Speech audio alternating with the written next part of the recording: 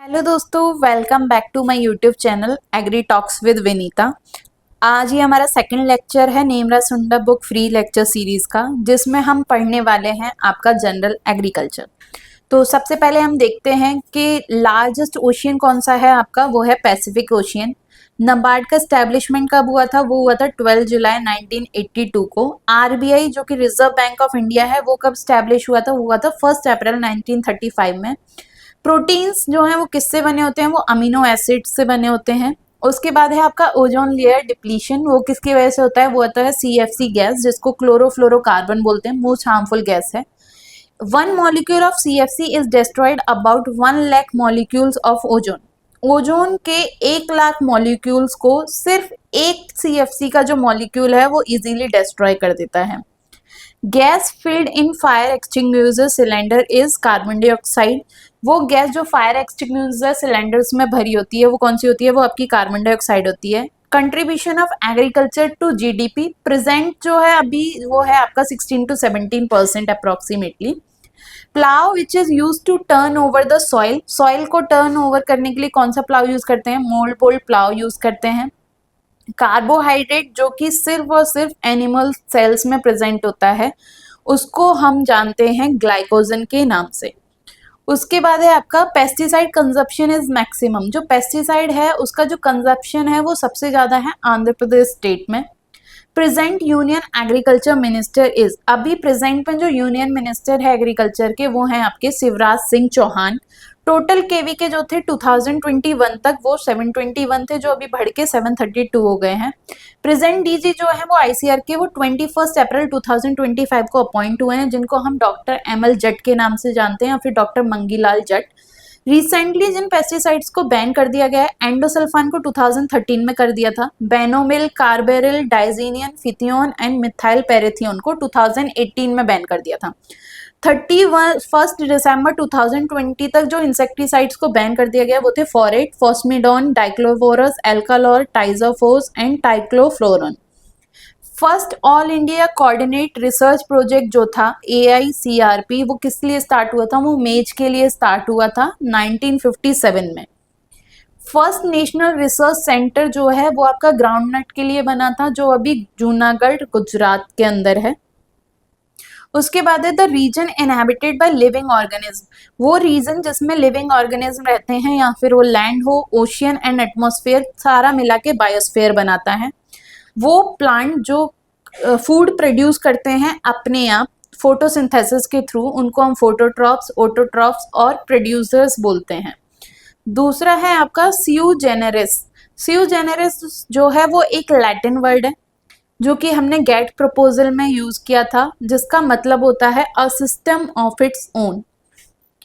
उसके बाद इंडिया जो है उसने वॉन किया था नीम पेटेंट मार्च 2005 में GR grace company of America के थ्रू 1999 में।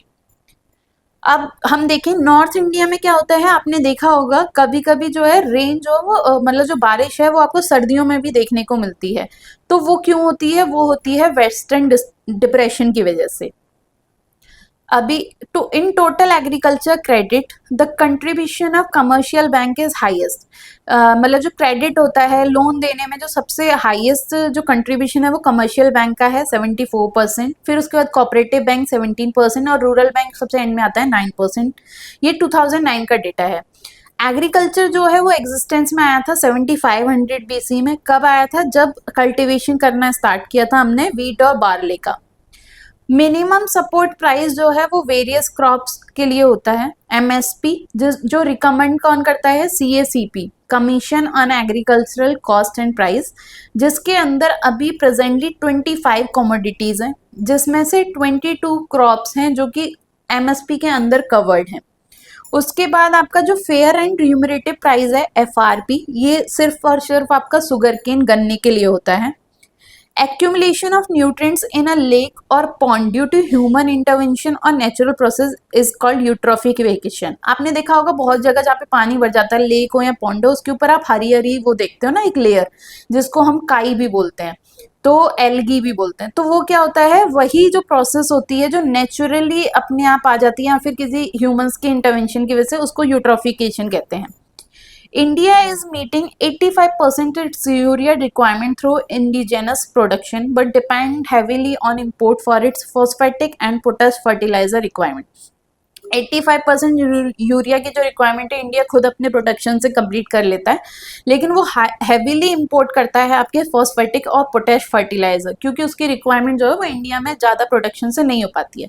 अब कुछ आईसीआर इंस्टीट्यूट्स देख, सबसे पहले है आपका IARI, Indian agriculture research institute, जो कि पूसा न्यू दिल्ली में है। IVRI, Indian veterinary research institute, इजाद नगर Uttar Pradesh. NDRI, national dairy research institute, Karnal Haryana.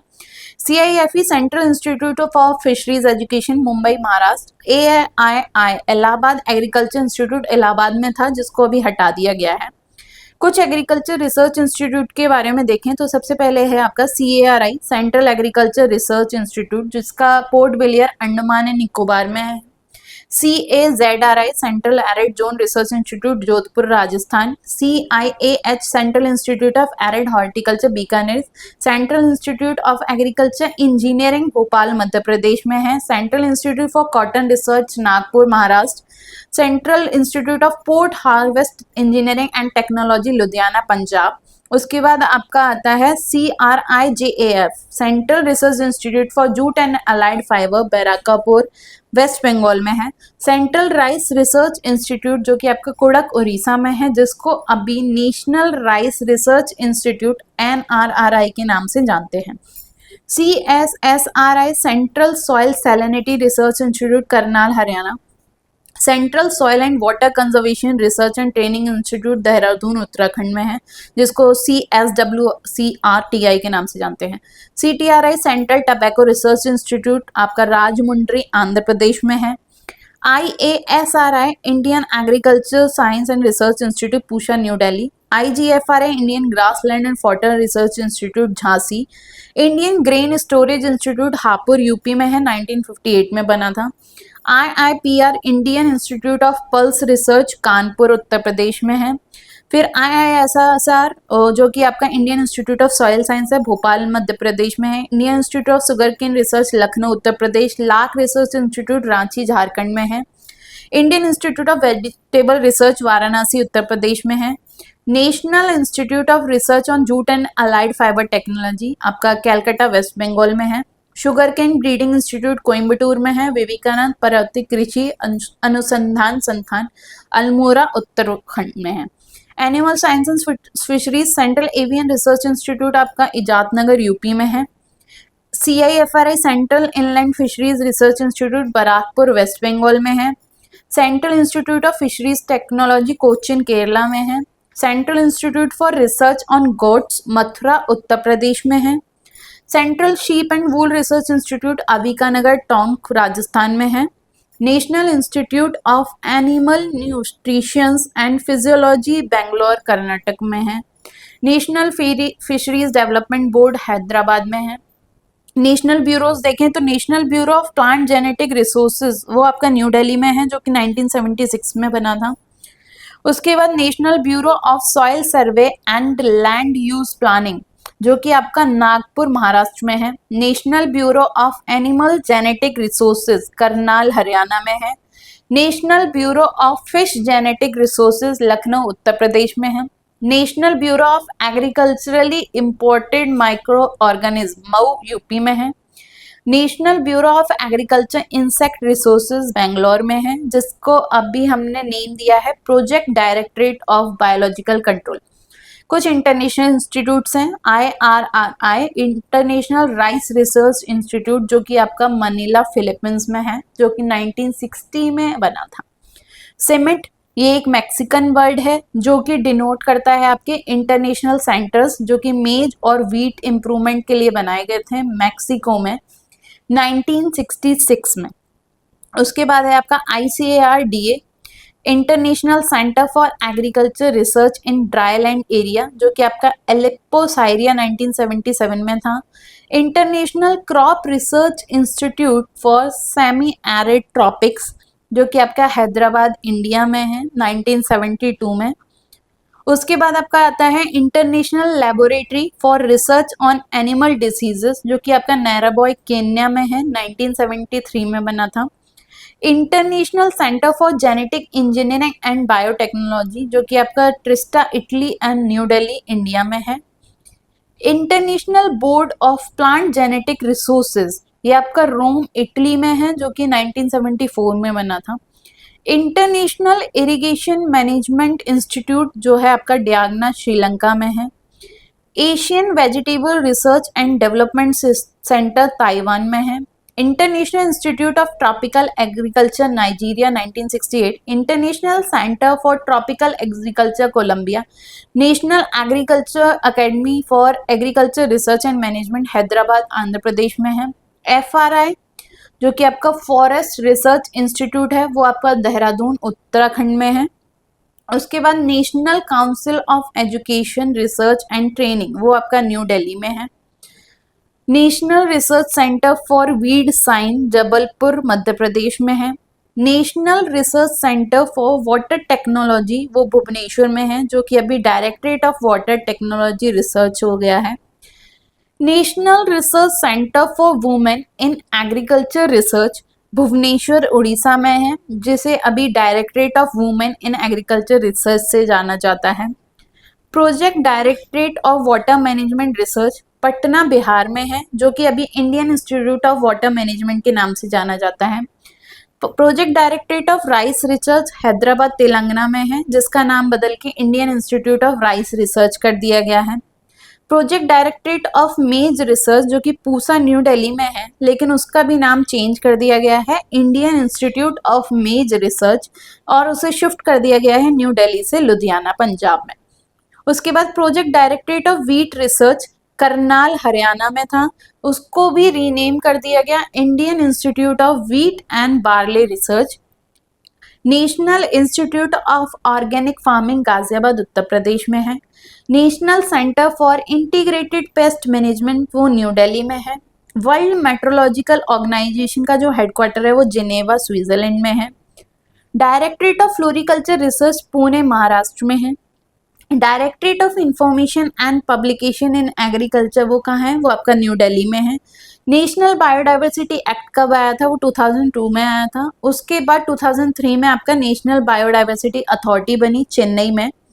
उसके बाद national agriculture science museum ICR जो न्यू दिल्ली 2004 में बना था। Agriculture research finance information system 2004 में। Directorate of rapeseed and mustard research जो है सिवार में हुआ था। अपेडा जिसको हम agriculture and processed food product export development authority के नाम से जानते हैं, वो न्यू दिल्ली में है। NAFED national agriculture cooperative marketing federation जो है वो आपका अक्टूबर 1958 में बना था। NABARD national bank for agriculture and rural development 12 जुलाई 1982 को बना था। GATT general agreement on tariffs and trade 1947 में बना, जिसको अभी रिप्लेस कर दिया गया है WTO के नाम से इन जैन 1995 में। उसके बाद है आपका CACP जिसको हम commission for agriculture cost and prices बोलते हैं, जो कि रिकमेंड करता है आपके MSP को। National institute of agriculture marketing Jaipur Rajasthan में है। Central fertiliser quality control and training institute Faridabad Haryana में है।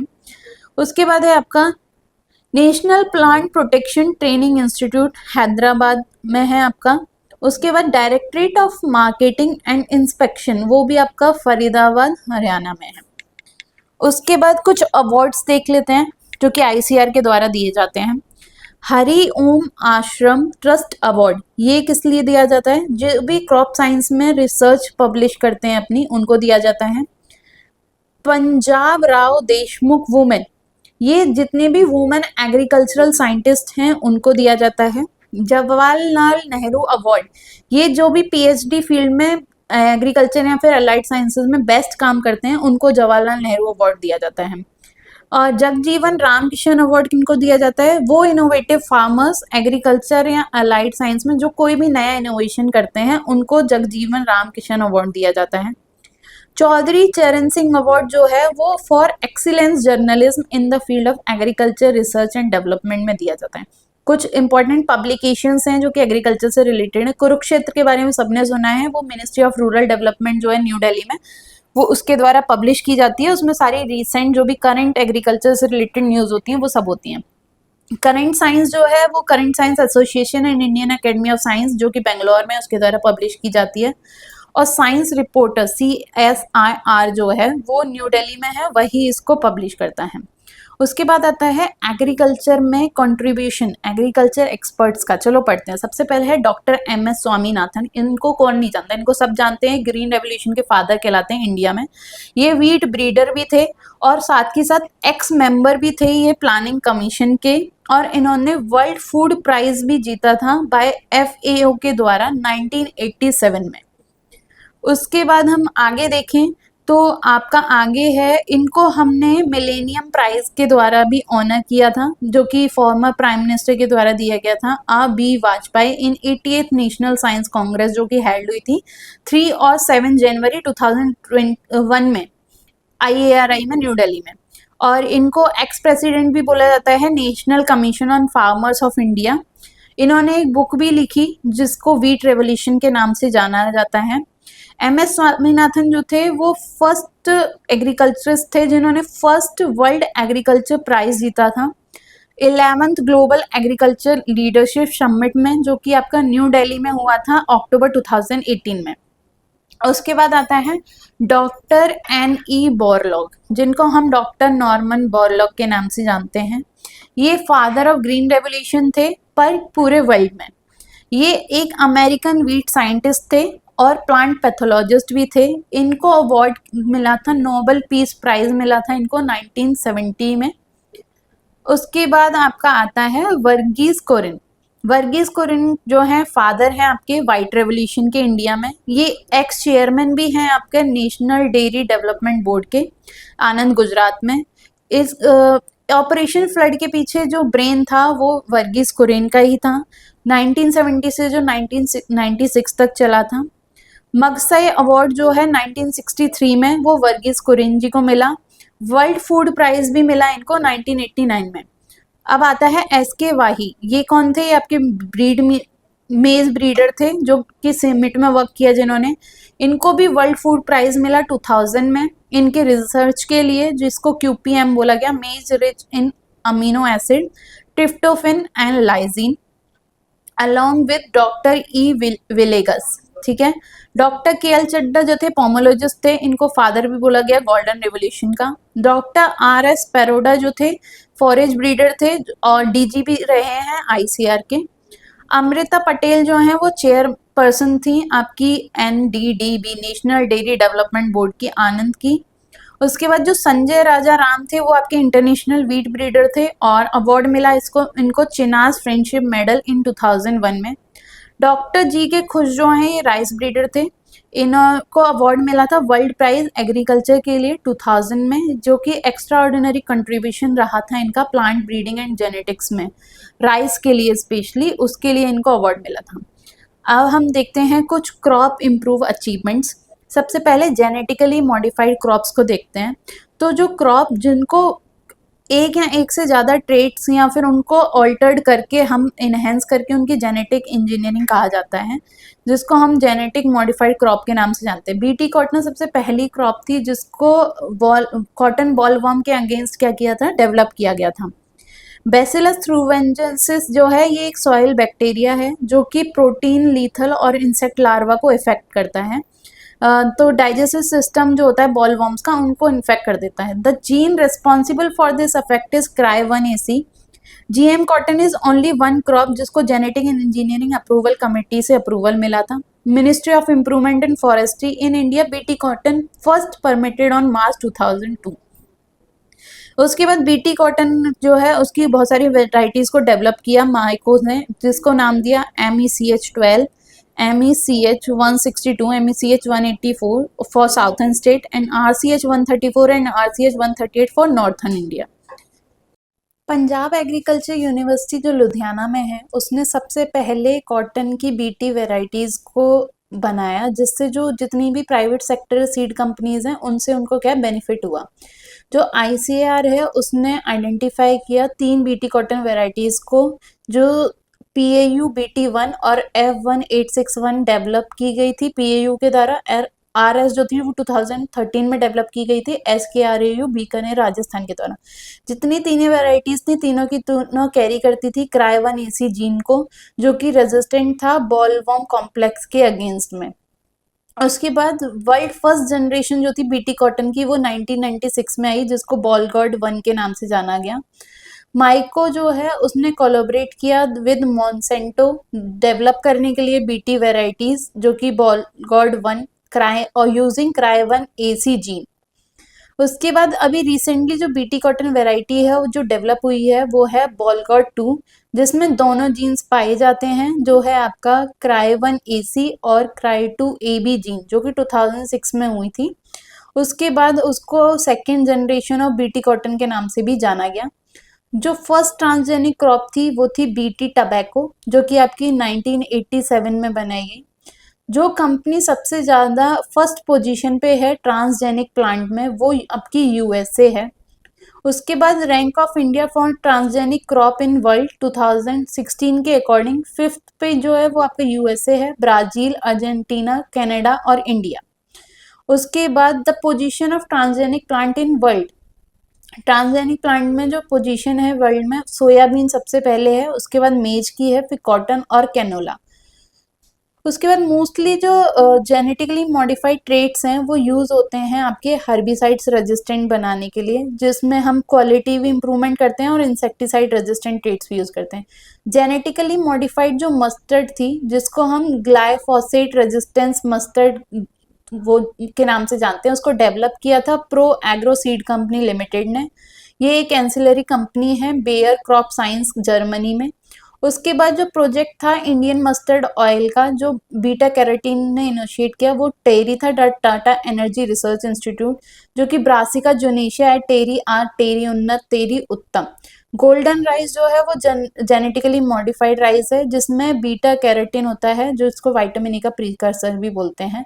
सुपर राइस जो है वो डॉक्टर गुरदेव सिंह खुश, जो IRI में उन्होंने डेवलप किया था, जिन्होंने इम्प्रूव किया 25% ओवरऑल जो प्रेजेंट डे वेराइटीज हैं उसमें। उसके बाद आपका हाइब्रिड राइस है। फर्स्ट टाइम जो है चाइना ने डेवलप किया था हाइब्रिड राइस को 1974 में, जो कि प्रोफेसर लॉन्ग पिंग युआन थे, उनके द्वारा किया गया। उनको फादर ऑफ हाइब्रिड राइस भी जाना जाता है। सेकंड जो है वो इंडिया ने डेवलप किया hybrid rice after China. First variety जो थी वो MGR1 के नाम से थी, जिसको पहले CORH1 के नाम से जाना जाता था। ये तमिलनाडु एग्रीकल्चर यूनिवर्सिटी जो कोयम्बटूर में है उसके द्वारा डेवलप की गई थी। एंड PRH1 एंड PRH6 जो है वो आपकी डेवलप की गई IARI, Indian agriculture research institute के द्वारा। हाइब्रिड मस्टर्ड जो है DRMR, directorate of rapeseed and mustard research, जो कि आपका भरतपुर राजस्थान में, उसके द्वारा डेवलप किया गया। इसकी जो वेराइटीज थी वो थी NRC HB506, first hybrid variety थी आपकी मस्टर्ड की। अदर जो थी वो NRC HB101 थी। उसके बाद हम बात करते हैं सुपर वीट की। जो रिसर्च थी सुपर वीट पे वो प्रोग्रेस में थी DWR करनाल में, और इसको एक्सपेक्ट हुआ इसका कम हुआ 2005 में, जिसकी वजह से इंक्रीज हो गई थी यील्ड 15 to 20%। अब बात करते हैं ग्रीन रेवोल्यूशन की। जो टर्म है ग्रीन रेवोल्यूशन का वो विलियम एस गॉड ने दिया था 1968 में, और इन्होंने डिस्क्राइब किया था जो प्रोडक्टिविटी बेस्ड इंप्रूवमेंट होता है फूड में, वो प्रोडक्शन पर्टिकुलरली व्हीट और राइस के थ्रू ही हुआ था। जो मेन कंपोनेंट थे ग्रीन रेवोल्यूशन के वो थे high yielding varieties, chemical fertiliser का यूज और प्लांट प्रोटेक्शन केमिकल्स का यूज। अब एवर ग्रीन रेवोल्यूशन के बारे में जाने तो ये जो टर्म है ये डॉक्टर MS स्वामीनाथन ने दिया था। इन्होंने ग्रीन रेवोल्यूशन जो है उसको सस्टेनेबल मेथड से क्रॉप को इंटेंसिफिकेशन और डाइवर्सिफाई किया था। Vertical revolution in agriculture, vertical revolution क्यों आया था? ये maximising production per unit land area, एक पर यूनिट लैंड एरिया पे कैसे प्रोडक्शन को मैक्सिमाइज कर सकते हैं using intensive cropping system, high production improve और इम्प्रूव मैनेजमेंट प्रैक्टिसेस। अब रेवोल्यूशन देख लेते हैं। व्हाइट रेवोल्यूशन जो है वो मिल्क प्रोडक्शन के लिए था, blue revolution fish production, brown revolution जो है वो फूड प्रोसेसिंग के लिए, grey revolution fertiliser production, yellow revolution oilseed production mustard mainly, red revolution जो है वो आपका टमाटो और मीट प्रोडक्शन के लिए था, पिंक रेवोल्यूशन जो है वो आपका प्रॉन और ऑनियन प्रोडक्शन के लिए था। गोल्डन रेवोल्यूशन आपका फ्रूट और हनी प्रोडक्शन के लिए था। राउंड प्रोडक्शन जो है वो आपका पोटैटो प्रोडक्शन के लिए था। सिल्वर रेवोल्यूशन आपका एग और पोल्ट्री प्रोडक्शन के लिए। ब्लैक रेवोल्यूशन आपका बायोफ्यूल और जथ्रोपा प्रोडक्शन के लिए। रेनबो रेवोल्यूशन जितने भी एग्रीकल्चर सेक्टर है सबके लिए। और प्रभानी रेवोल्यूशन आपका ओखरा प्रोडक्शन के लिए था। इंडिया जो वर्ल्ड में शेयर करता है वो आपका टोटल ज्योग्राफिकल एरिया 2.4% है, पॉपुलेशन 17.5%, लाइफ स्टॉक 15%, फॉरेस्ट 1.5% और वाटर रिसोर्सेज 4% है। इंडिया की पोजीशन देखें अगर वर्ल्ड में एग्रीकल्चर सेक्टर में, तो फर्स्ट पोजीशन इंडिया की है मैंगो प्रोडक्शन में, बनाना प्रोडक्शन में, टोटल इरिगेटेड एरिया में, आपका मिल्क प्रोडक्शन में, जूट और अलाइड फाइबर्स में, कोकोनट प्रोडक्शन में, टोटल पल्स प्रोडक्शन में, टी एंड स्पाइसेस प्रोडक्शन में और लाइफ स्टॉक प्रोडक्शन में। इन सारे सेक्टर में इंडिया की फर्स्ट पोजीशन है प्रोडक्शन के अंदर पूरे एग्रीकल्चर। सेकंड पोजीशन किसमें? वीट में, राइस में, ऑयल सीड प्रोडक्शन में, फ्रूट्स प्रोडक्शन में, वेजिटेबल्स, सिल्क, शुगर केन और कॉटन प्रोडक्शन में। थर्ड पोजीशन पे इंडिया आता है टबैको प्रोडक्शन में। और फोर्थ पोजीशन पे इंडिया है नेचुरल रबर प्रोडक्शन के लिए, जो कि टोटल वर्ल्ड का एनआर प्रोडक्शन है। इंडिया जो है वो सेकंड लार्जेस्ट कंज्यूमर भी है आपका रबर का। यूनाइटेड स्टेट्स जो है वो 9.6% पूरे वर्ल्ड में जो कंजप्शन है वो यूनाइटेड स्टेट का है। और कॉफी प्रोडक्शन में इंडिया की जो है वो 6th पोजीशन है पूरे वर्ल्ड में। अगर हम पोजीशन देखें एग्रीकल्चर ट्रेड्स में इंडिया की क्या पोजीशन है, तो एग्रीकल्चर एक्सपोर्ट कमोडिटीज इंडिया जो है एक्सपोर्ट करता है सबसे ज्यादा राइस, उसके बाद आपका कैश्यू जिसको काजू कहते हैं, वीट, टी और टबैको। और सबसे ज्यादा इंपोर्ट क्या करता है? वेजिटेबल ऑयल, काजू, पल्सेस और फ्रूट्स। अब डेफिशिएंसीज देख लेते हैं और उनके क्या इफेक्ट्स हैं, मेजर सोर्स क्या है विटामिन के। तो सबसे पहले है विटामिन ए, जिसको हम रेटिनॉल के नाम से भी जानते हैं। इसकी डेफिशिएंसी से आपको नाइट ब्लाइंडनेस हो सकती है, ग्रोथ फेलियर हो सकता है और जीरोप्थेल्मिया हो सकता है। लिवर जो है वो रिसोर्सेज का milk, carrot, papaya, mango, ETC में सबसे ज्यादा हाईएस्ट अमाउंट में पाया जाता है। B1 जो है थायमिन के नाम से जानते हैं, इसकी वजह से बेरी बेरी हो जाता है, डाइजेस्टिव सिस्टम में आपके डिस्टर्बेंस हो जाता है। राइस, पॉलिशिंग राइस जो है, लीफी वेजिटेबल्स हो गई, आपकी फिश हो गई, एग और मीट, इन सब में सबसे ज्यादा पाया जाता है। B2 राइबोफ्लेविन, फोटोफिया हो जाता है, इन्फ्लेम्ड लिप्स हो जाते हैं, क्रैक ऑन स्किन, स्किन पे क्रैक्स दिखने लगते हैं।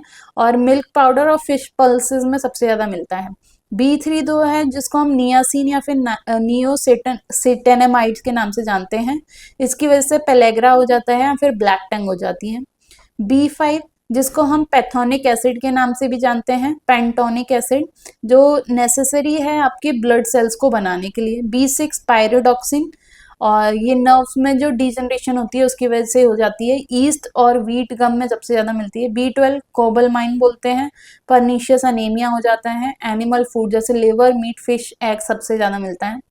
विटामिन सी जिसको एस्कॉर्बिक एसिड भी बोलते हैं, इसकी कमी से स्कर्वी हो जाती है, मतलब आपके जो जॉइंट्स हैं उनके टिश्यूज जो हैं वो सॉफ्ट हो जाते हैं, स्वेल हो जाते हैं और पेनफुल होते हैं। आंवला, गुआवा, सिट्रस फ्रूट्स में सबसे ज्यादा मिलता है।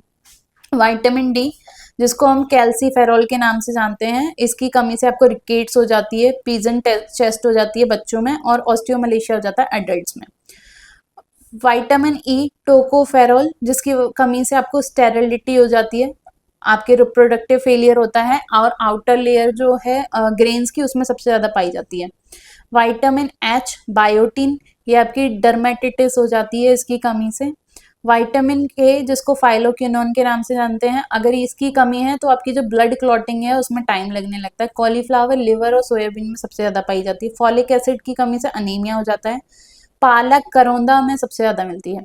कॉमन मेडिसिनल प्लांट्स देख लेते हैं और उसके यूजेस देख लेते हैं। सबसे पहले है आपका बेलेडोना, जिसको हम एट्रोपा बेलेडोना के नाम से जानते हैं। लीव्स पार्ट होता है ये, और केमिकल क्या कंटेन करता है? एट्रोपाइन, जिसको न्यूरोलॉजिक पेन हो सकता है जिसके यूजेस से, उसके लिए।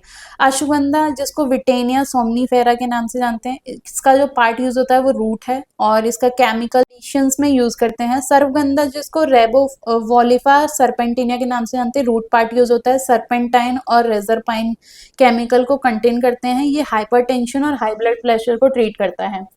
उसके बाद है आपका सफेद मूसली, ये क्लोरोफाइथम स्पीसीज होती है, रूट यूज करते हैं इसकी, और इसमें जो केमिकल मिलता है वो है सेपोनिन, ये डायबिटीज और नोन एज सेकंड शिलाजीत के नाम से भी जाना जाता है। उसके बाद है आपका ओपियम पॉपी, जिसको पेपावर सोमनीफेरम इसका साइंटिफिक नेम है। इसका फ्रूट यूज करते हैं हम लेटेक्स। मॉर्फिन, कॉर्डिन और नार्कोटिन, ये तीनों केमिकल इसके अंदर पाए जाते हैं। ये बेस्ट पेन किलर है, गॉड ऑफ स्लीप के नाम से भी जानते हैं, और क्योर करती है ल्यूकेमिया को। और ड्रग होता है इसमें हीरोइन, जिसको मॉर्फिन से बनाते हैं। उसके बाद है आपका ईसबगोल, जिसको प्लांटागो ओवाटा इसका साइंटिफिक नेम है। इसका हस्क और सीड दोनों यूज करते हैं। इसमें म्यूसिलेज जो है इसका केमिकल है, ये लेक्सेटिव, और इसको अगेंस्ट यूज करते हैं जो आपके गैस्ट्रो इंटेस्टाइन ट्रैक्ट होता है, इनमें जो इन्फेक्शन हो जाता है उसकी। गूगल, कोमीफोरा विटिकेटी, गम और रेजिन यूज करते हैं। गुगुलिपिड्स इसमें पाया जाता है, ये ओबेसिटी या अर्थराइटिस को और कोलेस्ट्रॉल को भी रिड्यूस करता है। अब कुछ मिनरल्स देख लेते हैं, उनकी वजह से क्या क्या डेफिशिएंसी होती है। कैल्शियम, कैल्शियम की वजह से आपको रिकेट्स या फिर मिल्क फीवर एनिमल्स में हो जाता है। उसके बाद आपका है फॉस्फोरस, फॉस्फोरस की कमी से भी आपको रिकेट्स, ऑस्टियोमलेशिया और पिका हो जाता है एनिमल्स के अंदर। आयरन की कमी से अनीमिया होता है। जिंक की कमी से पैराकिटोरिसिस होता है। मैग्नीज से परेशिस होता है। आयोडीन से गोइटर होता है। कोबाल्ट की कमी से कॉज डिसीजेज होती है। और अगर मिनरल्स ज़्यादा हो जाएं, एक्सेस में आ जाए, तो उनकी वजह से क्या होता है, अगर मॉल्बिडेनम ज़्यादा है तो मॉल्बिडेनोसिस हो जाएगा आपको। अगर आपकी बॉडी में फ्लोरीन ज़्यादा है तो आपको फ्लोरोसिस हो जाएगा। और सेलेनियम अगर हाई क्वालिटी में है आपकी बॉडी में तो आपको डेगनाला एल्कलाई डिजीज हो जाती है एनिमल्स में। और डिजीजेस देखें, जैसे कैल्शियम और मैग्नीशियम के ऑक्सिलेट हैं तो आपको किडनी स्टोन हो सकता है। लीड लेड ज़्यादा है तो मेंटल